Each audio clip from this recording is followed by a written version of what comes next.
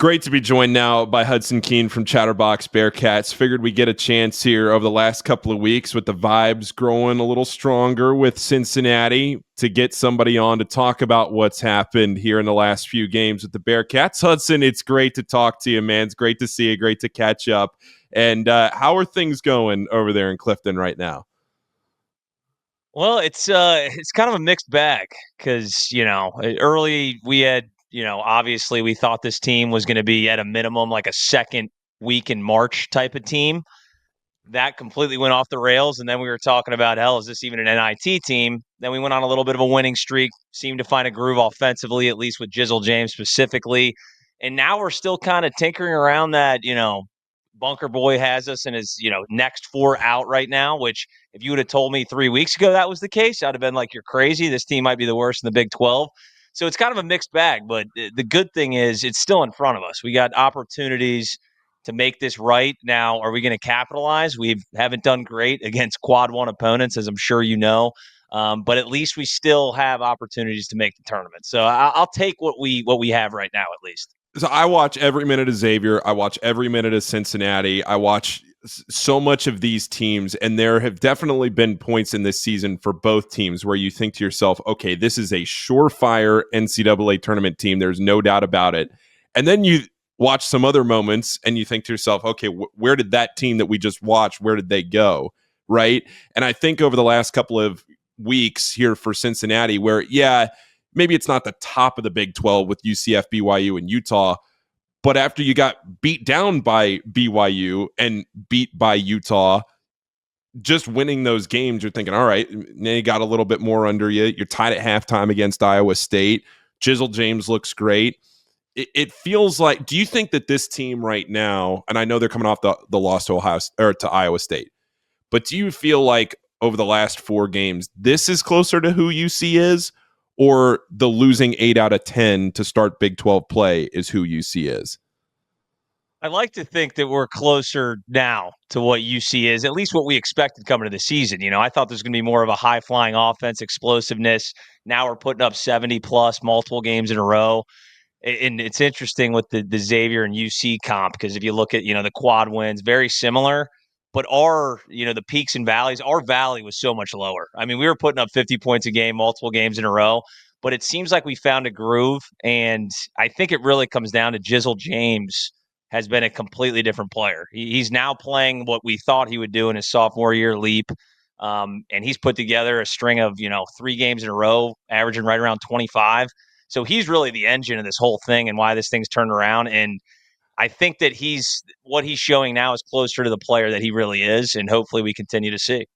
Well, I mean, you think back to that first 4-game losing streak in Big 12 play where Jizzle was I'm doing quick math here. He was 0 for 2, 0 for 2. He was 0 for 8 straight in 4 straight games from 3. And I mean, he just couldn't shoot. And now all of a sudden, like you said, he has 5 threes against Iowa State. He has 25 points each in the last 2 games. And I look at what Jizzle's been able to do, and I just think to myself, where is that consistency all year? Like, what could this team have been if you get consistency like that for 30 games? Oh God, man, you're telling me if this team would have just figured it out, and specifically Jizzle James maybe figured it out just a little bit earlier, we wouldn't be in such a hole. Because now we got an uphill battle. We got to win, at a minimum 5 out of our next 6 games, and that's going to be against some quality opponents. Yeah, if we could have just figured it out slightly sooner, and we wouldn't have to hit the panic button so early, and now kind of have to win out almost. But it certainly helps when I think he's shooting 60% or so from 3 over the last 3 games. That's going to help anybody's offense. I mean, he was one of the worst statistical 3-point shooters with the volume he was shooting throughout the season. And then all of a sudden the lid came off and he's shooting like Steph Curry out there. And that's going to open up the offense when you have to guard Jizzle James at the 3-point line. Opens up, the lane. He can dribble, get to his mid-range.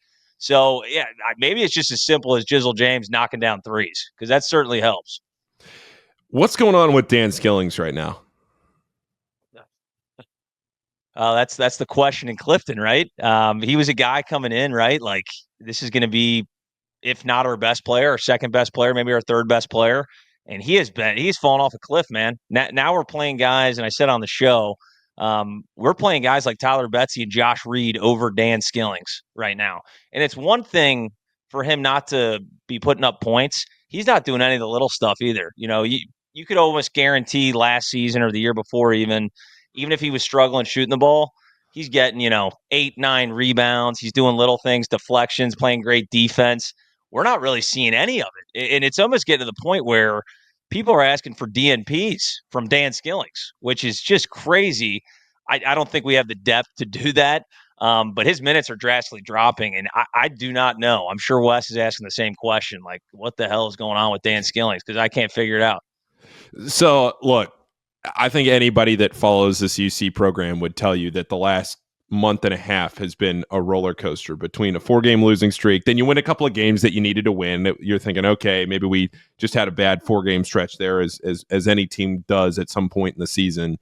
But then you lose 4 straight again, and everybody's ready to just completely jump. But then you play 3 games where you're scoring 90 plus points. The offense looks great. The vibes are high again. Where's the fan base right now, Hudson? The fan base has been all over the place, me included. I am a fan myself, and once you start out 2-8 in the Big 12, it's hard to look at Wes Miller specifically and say, like, I believe in this guy in his 4th season. We're 2-8. We had all of these high expectations coming into the season, but I think the fan base is certainly starting to come back. Just based on, I know we lost to Iowa State. Iowa State's a damn good basketball team. And it's on the We actually road. put up right, and it's on the road. It's not a game we expected to win. Unfortunately, we kind of put ourselves in a hole. But it's fun to watch UC basketball again. And for a month straight, it was some of the worst basketball you've ever seen. So at least we're seeing glimmers of hope and maybe what Wes thought this team could be. So I would say overall, just because, like I said, the valleys that we've seen have been so low that playing Iowa State and being in it with 4 minutes left in the game, that actually came away as a positive thing. And I think the fans are on board. Hopefully we can rattle off some wins because, hell, if this team makes the tournament, they might extend Wes again at this point. So that's where we're at. Okay, so right now there's 6 games left as we sit here on Monday the 17th. You said 5-1. I think I would probably tend to agree there. And you have to get one of the Baylor or the Houston games, right? I mean, you have to get one of those games because at that point, you just got to show that you've beaten a good team, right? Like in the Big 12, you got to show that you've beaten somebody, and beating Baylor or Houston would do that. The Baylor games at home, the Houston games on the road, that's going to be a really tall task. What are you thinking here? Do you think 5-1 is enough? You mentioned, I don't know how deep you are in the weeds of bracketology, but where are you with that? I think you have to go 5-1 to even be in the conversation. Now, depending on how that we get to 5-1, if we go and beat Houston on the road and lose to Baylor, let's say at home, I think that Houston win would catapult us into the tournament. Obviously, you can't have a no-show in the Big 12 tournament, and that certainly is going to play a factor into it. But you got to win some big games, and we have 3 quad ones left. If they stay that way, that's why it kind of sucks looking at this because you're like, well, West Virginia might slip below quad one, but for now, West Virginia is a quad one, Baylor's a quad one, in Houston. So I think if you beat West Virginia first and foremost, which is on Wednesday, you win that game, then all of a sudden you got TCU. And if you beat Baylor, then I'm feeling good. I don't think we're going to be able to beat Houston. Houston might just be too tall of a task for us unless we just go lights out from 3. You never know. But if we could beat West Virginia, then all of a sudden I'm doing my own algorithm. I'm like, wait a minute, we might have a shot here to actually play ourselves into the tournament because as you mentioned, or you didn't mention it, but you're insinuating, if you look at the bubble right now, just those, first 4 in, first 4 out, last 4, whatever it is, Yeah. it's not pretty. It's not pretty. You don't have to be that good to get in that conversation. Like, Well, it's a that's what I was pretty going to say. ugly What bubble. does the abacus look like in your mind right now? The what? I got to get a dictionary out. God, you're spinning around. Oh, well, I'm thinking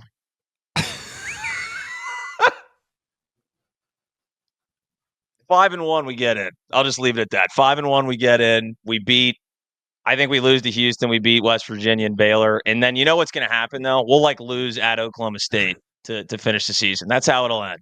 We'll just lose that last game on the road, and that's where all our hopes and dreams will die. Oh my god! I mean, Oklahoma State, they have had a rough few games. I know it's again been tough talent, but a loss to Texas Tech by almost 40 on Saturday. Oklahoma State, they're a sub 100 team. Hudson, you got to think you can go there and win that game. No, but if we know anything about UC fandom, they rip your hearts out, and that would be the game. Granted, Kansas State has been damn near the hottest team in the Big 12, so that's going to be another tough one too. It's an uphill battle, man. Like 5-1 is going to be very difficult. First, you got to beat West Virginia. West Virginia is going to be a tough one on the road. I mean, that was probably the worst UC game that I can remember. The score doesn't even tell the story when we played them at home. That's when the wheels fell off and everyone was like, fire West. That was an ugly one. But hell, let's just start with one. Let's beat West Virginia, and then we can reconvene and see where we're at. All right. Last question for you. Forget if they make the tournament, don't make the tournament. Let's just look at the last 5-6 games, the Big 12 tournament. What do you want to see out of this team going into next year? Like, what are you looking for here that you're thinking, all right, we can roll with this? Well, it's kind of two answers to that. So first off, I think Wes Miller, regardless of what happens this season, is going to have to get some help in the portal, especially from big men, interior scoring. I mean, Aziz Bandaga will be gone. We'll see what happens with the likes of Dylan Mitchell in this, transfer portal era that we're in. But I just want to see fight at this point because Wes Miller is going to be the coach next year. I want to see energy, fight, like the old school UC teams that we've seen, and we've seen it the last 4 games now. That's what you want. You want something. First off, does Dan Skillings, is he going to, I almost look at it like a tryout. Does he want to be on this team next year? I know he had mentioned going to the NBA. I don't think that's going to be happening anytime soon. So if he wants to be in a UC uniform, we got to see something from him. And then maybe the young kids like Tyler Betsy, for example, see him kind of grow and mature, especially in, big moments. I would like to see that. And then let the Jizzle James show keep going, man. Let's bring this into next season. All right, Hudson, tell the people where they can listen to you. So it's Chatterbox Sports on YouTube. You can check us out anywhere you listen to podcasts. Chatterbox Bearcats specifically, if you're looking at Apple, Spotify, we have our own YouTube page there too, Chatterbox Bearcats. You can find us live after every game. Me and Chuck Walter will be live on YouTube. You can get the audio version the next day. And then Eric Lilly and Nick Niehaus do a midweek show and kind of give you the breakdown of the program each week. So you can find us there. Shoot us a 5-star review too while you're at it. Subscribe. How about that? All right. Hudson, as always, great to talk to you. Paul, appreciate it, man.